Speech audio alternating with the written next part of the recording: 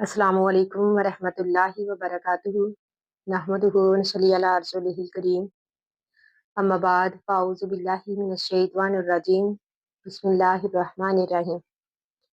रब्बी इश्रह ली सदरी व यस्सिर ली अमरी वहलुल उक़दतम मिन लिसानी लियफ़क़हू क़ौली। रब्बी यस्सिर व ला तुअस्सिर व तम्मिम बिल खैर व बिका नस्तईन। आमीन या रब्बिल आलमीन। तो मोअज़्ज़ज़ सामियात, आज की वीडियो में हम इंशाअल्लाह बात करेंगे एक ऐसे मौजू के बारे में, एक ऐसे राज के बारे में जो हो सकता है हमारी सोच को बदल दे, हमारी ज़िंदगी को बदल दे।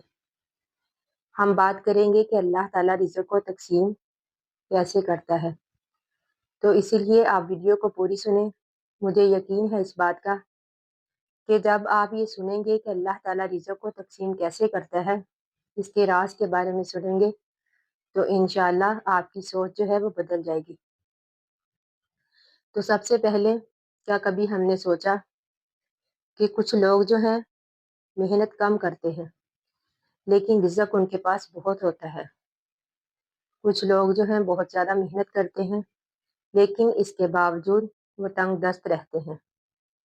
तो इसी के बारे में आज हम इंशाअल्लाह बात करेंगे। सबसे पहले, रिज़्क़ जो है वो अल्लाह ताला ने पहले से तक़सीम किया हुआ है। हदीस में है, तिरमिज़ी की हदीस में हमारे प्यारे नबी अकरम सल्लल्लाहु अलैहि वसल्लम ने फरमाया कि हर इंसान का रिज़्क़ उसकी पैदाइश से पहले लिख दिया जाता है। इसलिए इस बात को याद रखें कि जो कुछ हमारे मुक़द्दर में है, जो हमारी किस्मत में अल्लाह ताला ने लिख दिया है, इसे कोई रोक नहीं सकता, इसे कोई छीन नहीं सकता।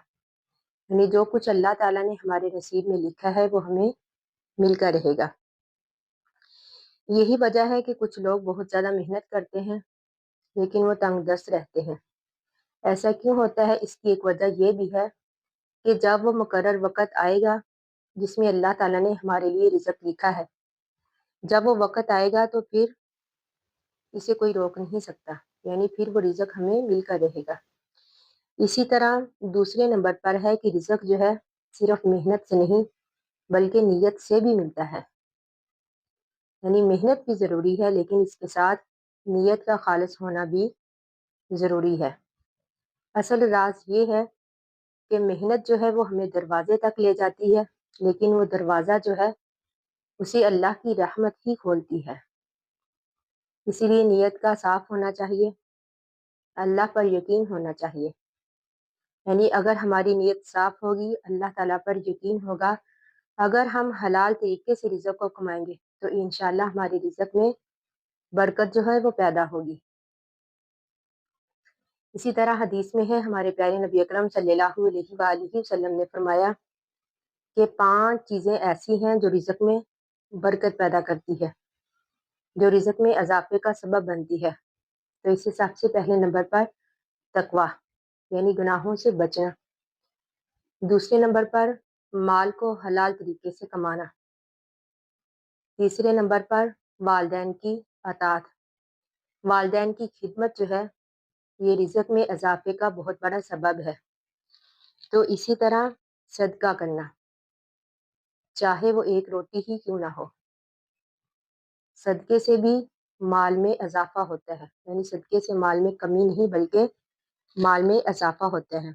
इसी तरह इस्तिग़फ़ार, हदीस में है, हमारे प्यारे नबी अकरम सल्लल्लाहु अलैहि वसल्लम ने फरमाया कि जो बंदा अपने ऊपर इस्तिग़फ़ार को लाज़िम कर लेता है, अल्लाह ताला उसे हर तंगी से निकाल देते हैं, हर गम से निजात देते हैं और उसे वहाँ से रिज़्क़ अता करते हैं जहाँ से उसे गुमान भी नहीं होता।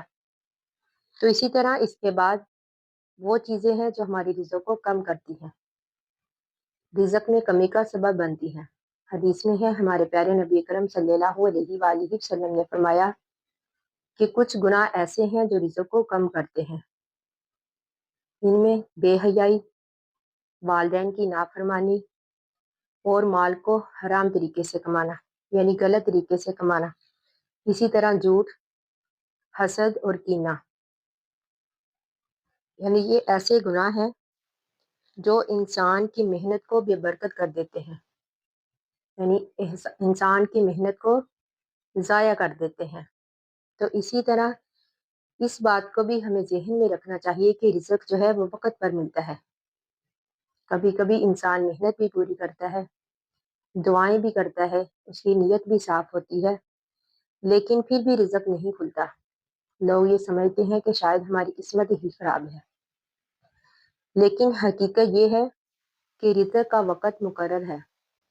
جب وہ وقت آئے گا، رزق خود چل کر آپ کے پاس آئے گا، پھر اسے کوئی بھی دور نہیں کر سکے گا۔ یعنی یاد رکھیں کہ اس میں تخیر ہوتی ہے لیکن محرومی نہیں ہوتی۔ جو کچھ آپ کے مقدر میں لکھا ہے، جو کچھ آپ کے نصیب میں لکھا ہے، وہ ڈھونڈتا ہوا آپ کو آپ کے پاس آ جائے گا۔ اور یہ بات یاد رکھیں کہ کوئی بھی طاقت، کوئی بھی دروازہ، کوئی بھی انسان آپ کی رزق کو نہیں روک سکتا۔ جب ہم اس بات کو ذہن میں رکھیں گے کہ وہ اللہ تعالیٰ ہی ہے جو عطا بھی کر سکتا ہے، جو بدل بھی سکتا ہے، جب ہم اس بات پر یقین رکھیں گے کہ وہ دینے والی صرف اللہ تعالیٰ کی ذات ہے، تو انشاءاللہ ہماری زندگی سے تمام پریشانیاں ختم ہو جائیں گی، ہماری زندگی میں سکون آ جائے گا، ہماری زندگی میں برکت آ جائے گی۔ اس لیے اللہ تعالیٰ سے دعا ہے کہ اللہ تعالیٰ ہمارے ہر طرح کے رزق کے مسائل کو ختم کرے، ہمارے لیے ہمارے رزق میں برکت پیدا کرے، ہماری ہر طرح کی مالی پریشانیوں کو حل کرے۔ تو انشاءاللہ وہ اللہ تعالیٰ ہر طرح کی مشکل کو دور کرنے پر قادر ہے۔ بے شک وہ اللہ تعالیٰ اپنے بندوں کی دعاؤں کو سنتا ہے۔ اس لیے ہمیں چاہیے کہ ہم ہر حال میں اللہ کی طرف رجوع کریں، اسے ایک اللہ سے مانگیں۔ اس بات کو یاد رکھیں کہ وہ دینے والی صرف اللہ تعالیٰ کی ذات ہے۔ تو انشاءاللہ ہماری زندگیوں میں سکون آ جائے گا، ہماری زندگیوں میں برکت پیدا ہوگی۔ آخر دعوانا ان الحمد للہ رب العالمین۔ السلام علیکم ورحمۃ اللہ وبرکاتہ۔